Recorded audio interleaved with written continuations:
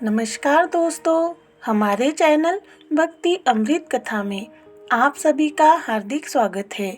आज हम जानेंगे महानंदा नवमी व्रत कथा और महत्व।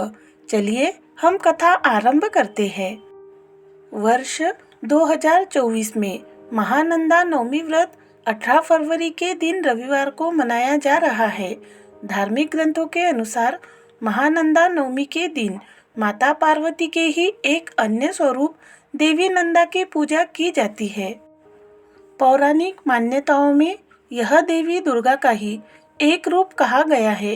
इस दिन नंदा माता तथा देवी महालक्ष्मी का पूजन करने से मनुष्य की समस्त मनोकामना पूर्ण होती है। इस बार माघ मास के शुक्ल पक्ष की नवमी के दिन यह व्रत पड़ रहा है तथा इसी दिन गुप्त नवरात्रि की नवमी तिथि का पूजन भी किया जाएगा। महानंदा नवमी व्रत पर श्री की देवी लक्ष्मी जी का पूजन तथा उनके मंत्रों का जाप करने से गरीबी, दरिद्रता, दुख दूर होता है। मान्यता अनुसार महानंदा नवमी व्रत करने वालों को स्थिर लक्ष्मी की प्राप्ति होने लगती है।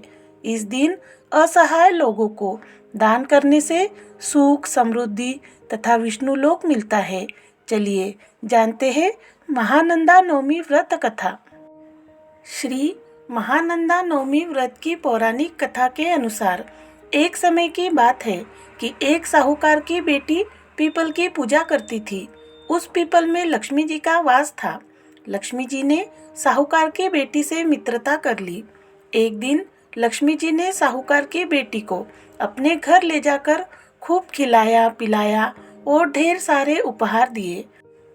जब वह लौटने लगी तो लक्ष्मी जी ने साहूकार की बेटी से पूछा कि तुम मुझे कब बुला रही हो। अनमने भाव से उसने लक्ष्मी जी को अपने घर आने का निमंत्रण तो दे दिया, किंतु वह उदास हो गई। साहूकार ने जब पूछा तो बेटी ने कहा कि लक्ष्मी जी की तुलना में हमारे यहाँ तो कुछ भी नहीं है, मैं उनकी खातिरदारी कैसे करूँगी। साहूकार ने कहा कि हमारे पास जो है हम उसी से उनकी सेवा करेंगे। फिर बेटी ने चौका लगाया और चौमुख दीपक जलाकर लक्ष्मी जी का नाम लेती हुई बैठ गई।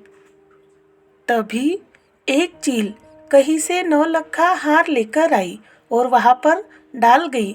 उसे बेचकर बेटी ने सोने का थाल, शाल, दुशाला और उनके अनेक प्रकार के व्यंजनों की तैयारी की और लक्ष्मी जी के लिए सोने की चौकी भी लेकर आई। थोड़ी देर बाद लक्ष्मी जी गणेश जी के साथ पधारी और उसकी सेवा से प्रसन्न होकर सब प्रकार की समृद्धि प्रदान की। अतः जो भक्त महानंदा नवमी के दिन व्रत रखकर श्री लक्ष्मी देवी का पूजन अर्चन करता है, उनके घर से दुर्भाग्य दूर होकर स्थिर लक्ष्मी की प्राप्ति होती है तथा दरिद्रता से मुक्ति मिलती है। जय श्री कृष्ण। राधे राधे।